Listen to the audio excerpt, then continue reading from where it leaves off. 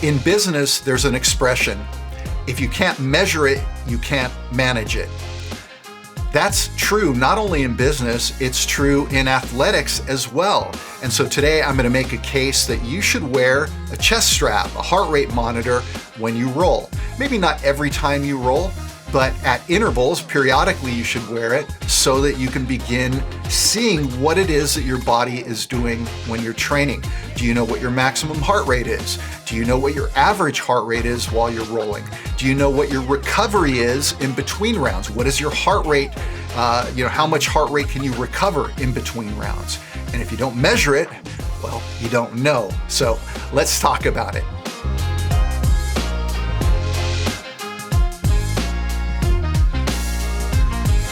So on Saturday, I went to open mat and I did 10 sparring rounds. And I'd like to show you the data because I think it's real interesting to me. I wore my chest strap. I wear a Polar brand chest strap. Any brand will do. Polar has a really nice app for the iPhone and Android called the Polar Beat app, B-E-A-T, that lets you dial in a workout. You click go, set your phone on the side of the mat, and then you go roll. The one downside to wearing a chest strap, or really any monitoring while we're rolling, because there's so much body-on-body contact, is you will get dropouts. And if we go to the computer here and look at the raw data from the Polar app, you can see all these vertical lines. Those are the dropouts. So there's, chest to body contact, the Bluetooth signal can't get to the phone effectively, and it's going to drop out. But I've tried other types of monitoring. I tried an arm band, I've tried a wristband. Those things don't work very well at all in jiu-jitsu because people are always grabbing at your arms and the arms are much more dynamic. So the chest strap to me is the best way to go, but it's not perfect. You're going to get dropouts. You'll still be able to see the value leading up to the dropout and the value after the dropout. So you're still going to be able to get a good idea of what your heart is doing. And so let me switch actually to a better version of this graph where I cleaned it up so you can actually see the values a little more easily. So I started out at about 100 beats per minute after my warm-up. My first roll, I hit 157 beats per minute. I was able to recover to 119 in between rounds. So what I've realized is that I'm able to push my heart rate or drop it by about 30 points in between rounds. Regardless of how high it gets, I'm able in 60 seconds to get about a 30-point reduction, which is actually pretty good. I'm trying to improve upon that, and I'm going to talk about that a little bit because I'm on a quest right now to see what is possible with my own body in terms of reducing that heart rate in between rounds, because to me, that is the best indicator of how many rounds you're going to be able to do in a session without totally depleting yourself. If you're sitting at a really high heart rate and you don't recover in between rounds, you're not going to be able to do very many rounds without being at a serious disadvantage. And so that's really important, and I'm going to talk about that. So second round, I got to 164 beats per minute, reduced to 138 in between. I hit 175 beats per minute. This actually surprised me, and I'll talk about that here in a minute. And got to 136 in between. So there's about a 30-point reduction. 172 was the peak at my third roll, or fourth roll, I should say.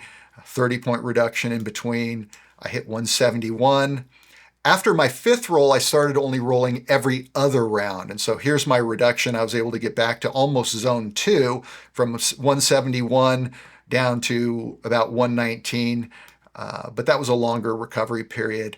Then I hit 170, back to zone 2 in between, 168, back to 170, 117, 146. That was an easy roll. I think I just had a light roll with somebody.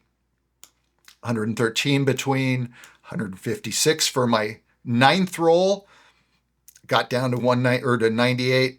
And then my last roll, I hit 170 beats per minute. I had a reasonably hard roll. My last one, I hit a 170.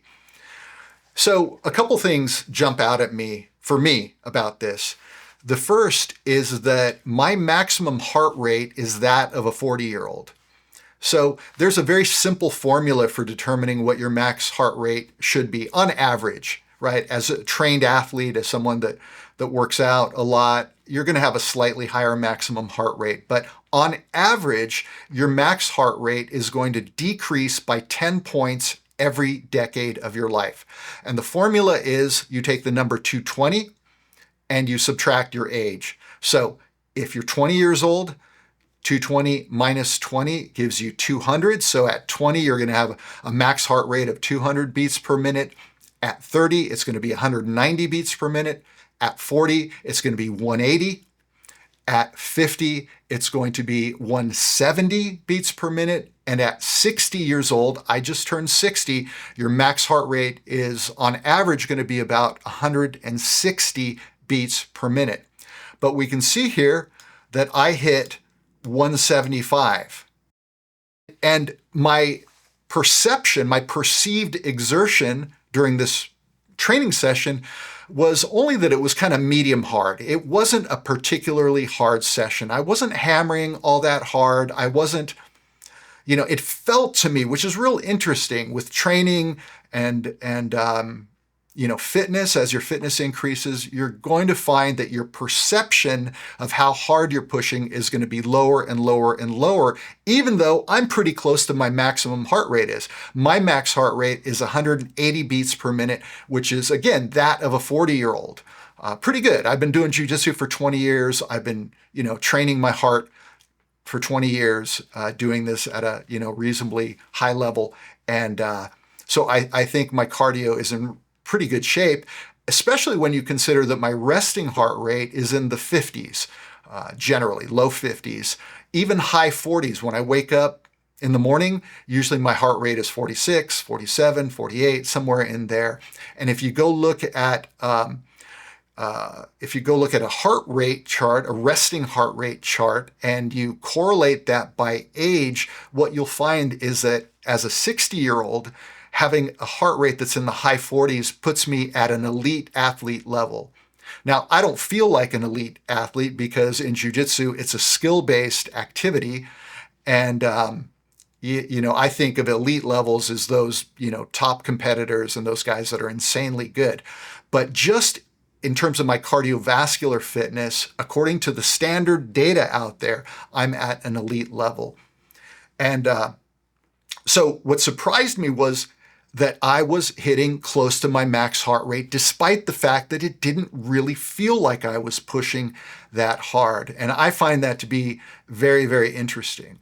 The other thing that I was very focused on is my recovery in between rounds. To me, that is critically important. So if you've been watching this channel recently, you'll know that I just produced an instructional course with Lukas called Breath Mastery for Jiu-Jitsu. And that course covers 9 different breathing techniques that you can use before jiu-jitsu, during jiu-jitsu, and after jiu-jitsu. And one of the techniques, actually there's 2 techniques that I'm really focused on right now in my own game. The first is recovering your breath during the roll. The reason we gas out is not a function of your heart rate, it's a function of your oxygen consumption. If you are at a deficit, your body will begin to shut down and you're going to gas out. On the other hand, if you can keep yourself at a surplus in terms of oxygen, then you're going to be able to sustain, whatever the energy demands that you're putting your body through. And so I've been focused on really keeping my breath consistent and doing, things that I've learned from Miles during the roll to keep myself from gassing out. And it really works. This stuff really works. I'm able to do more rounds without feeling as depleted when I get done. The second thing is the recovery in between rounds. If you can't lower your heart rate in between rounds, you are going to be at a huge disadvantage as the rounds, go on. Your first, second, third round, fourth, fifth round. If you're not recovering in between rounds, then you're just going to be, at a serious disadvantage once you get to that higher round count. And so I'm especially focused right now on recovering in between rounds. And there are some breathing techniques to do that. And you do some breath holds. It's real interesting and a little bit counterintuitive. There are some things that you do to really help push that heart rate as low as possible. So what I've been doing after I get done with a roll, instead of just shooting the breeze with that person like I normally do, I'll just bump fists and then I'll go off on my own and get into my breath. I'll do some real fast breaths initially to get my oxygenation level high, and then I'll begin doing very slow exhales and even some breath holds. Because when you hold your breath, your body knows that you're going to be at an oxygen disadvantage, and so it will drop your heart rate. It will make you more efficient in that moment so that you can fuel yourself based on limited oxygen. And so this is what I was doing in between rounds. I'm going to continue working on this. I'm going to continue trying to track it in between rounds or track my rolling sessions so I can see if I can make more progress here. Because the more recovered you are when you go into that next round, man, life is so much easier if you can do that. You're just going to have a much bigger fuel tank that you can employ.